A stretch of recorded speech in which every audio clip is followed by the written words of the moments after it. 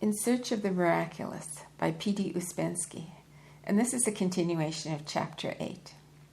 Morality and conscience are quite different things. One conscience can never contradict another conscience. One morality can always very easily contradict and completely deny another. A man with buffers may be very moral, and buffers can be very different. That is, two very moral men may consider each other very immoral. As a rule, it is almost inevitably so. The more moral a man is, the more immoral does he think other people are.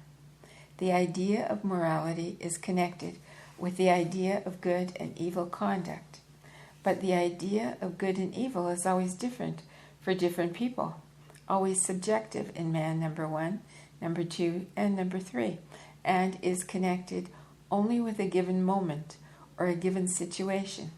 A subjective man can have no general concept of good and evil. For a subjective man, evil is everything that is opposed to his desires, his interests, or to his conception of good. One may say that evil does not exist for a subjective man at all, that there only exist different conceptions of good.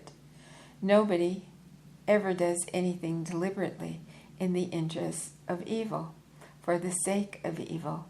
Everybody acts in the interests of good, as he understands it, but everybody understands it in different ways. Consequently, men drown, slay, kill one another in the interests of good. The reason is again just the same: man's ignorance and the deep sleep in which they live. This is so obvious that it even seems strange that people have never thought of it before. However, the fact remains that they fail to understand this, and everyone considers his good as the only good and all the rest as evil. It is naive and useless to hope that men will ever understand this, and that they will ever evolve a general and identical idea of good. But do not good and evil exist in themselves apart from man? Asked someone who was present. They do, said G. Only this is very far away from us, and it is not worth your while even to try to understand this at present. Simply remember one thing: the only possible permanent idea of good and evil for man is connected with the idea of evolution. It is not mechanical evolution, of course, but with the idea of man's development through conscious efforts, the change of his being, the creation of unity in him, and the formation of a permanent I. A permanent idea of good and evil can be formed in man only in connection with a permanent aim and a permanent understanding. If a man understands that he is asleep, and if he wishes to awake, then everything that helps him to awake will be good, and everything that hinders him, everything that prolongs his sleep, will be evil. Exactly in the same way, Willie understood what good and evil is for other people. What helps them to awake is good. What hinders them is evil. But this is so only for those who want to awake. That is, for those who understand that they are asleep. Those who do not understand that they are asleep, and those who have no wish to awake, cannot have understanding of good and evil. And as the overwhelming majority of people do not realize, and will never realize, that they are asleep, neither good nor evil can actually exist for them. This contradicts generally accepted ideas. People are accustomed to think that good and evil must be the same for everyone, and above all, that good and evil exist for everyone. In reality, however, good and evil exist only for a few, for those who have an aim and who pursue that aim. Then what hinders the pursuit of that aim is evil, and what helps is good. But of course, most sleeping people will say that they have an aim and that they are going somewhere.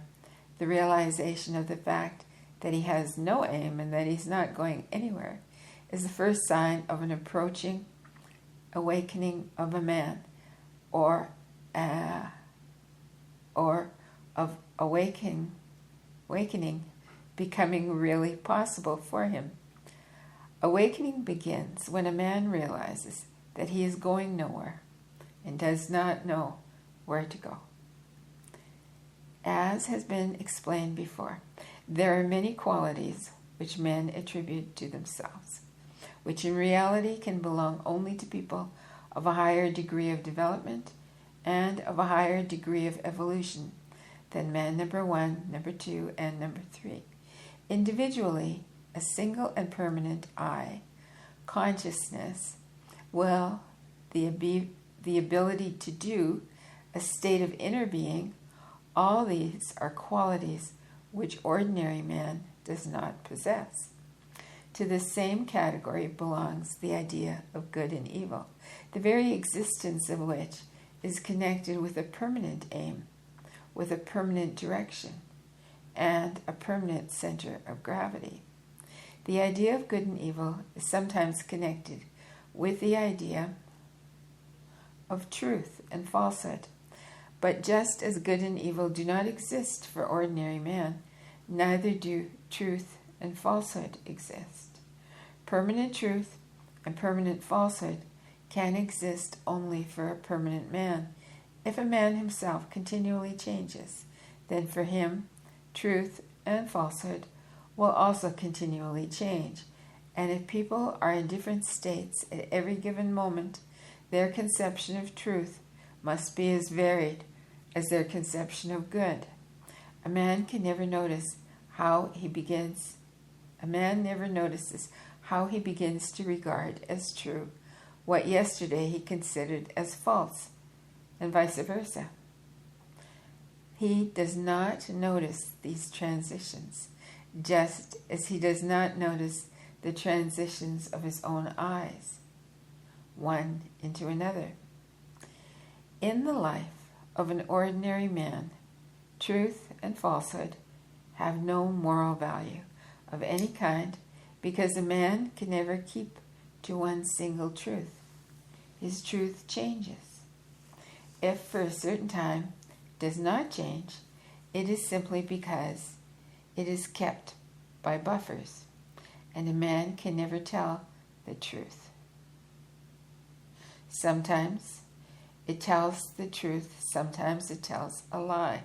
Consequently, his truth and his falsehood have no value. Neither of them depends upon him. Both of them depend upon accident. And this is equally true when applied to a man's words, to his thoughts, to his feelings, and to his conception of truth and falsehood. In order to understand the interrelation of truth and falsehood in life, a man must understand falsehood in himself, the constant, incessant lies he tells himself. These lies are created by buffers in order to destroy the lies in oneself as well as the lies told unconsciously to others. Buffers must be destroyed. But then, a man cannot live without buffers. Buffers automatically control a man's actions, words, thoughts, and feelings. If buffers were to be destroyed, all control would disappear. A man cannot exist without control, even though it is only automatic control. Only a man who possesses will, that is, conscious control, can live without buffers. Consequently, if a man begins to destroy buffers within, he must at the same time develop a will. And as will cannot be created in order in a short space of time, a man may be left with buffers demolished, and with a will that is not yet sufficiently strengthened. The only chance he has during this period is to be controlled by another will, which has already been strengthened. This is why in schoolwork, which includes the destruction of buffers, a man must be ready to obey another man's will, so long as his own will is not yet fully developed. Usually this subordination to another man's will is studied before anything else. Let me read that again. This is why in schoolwork, which includes the destruction of buffers, a man must be ready to obey another man's will, so long as his own will is not yet fully developed. Usually, this subordination to another man's will is studied before anything else. I use the word studied because a man must understand why such obedience is necessary, and he must learn to obey. The latter is not all that easy.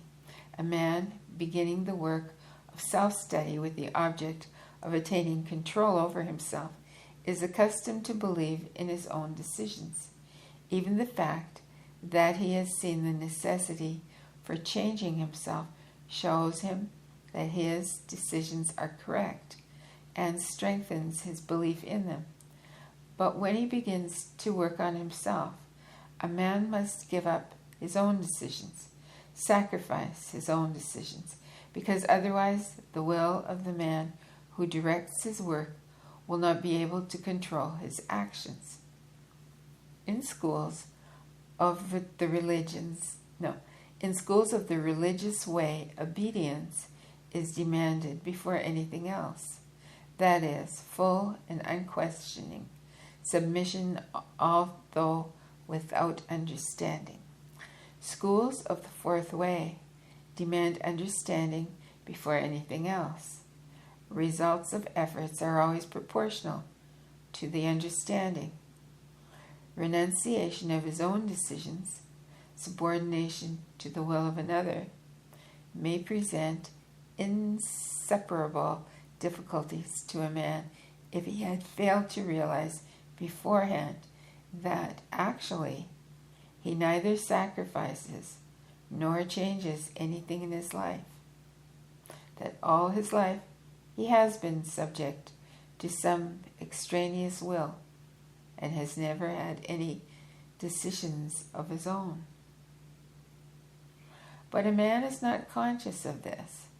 He considers that he has the right of free choice. It is hard for him to renounce the illusion that he directs and organizes his life.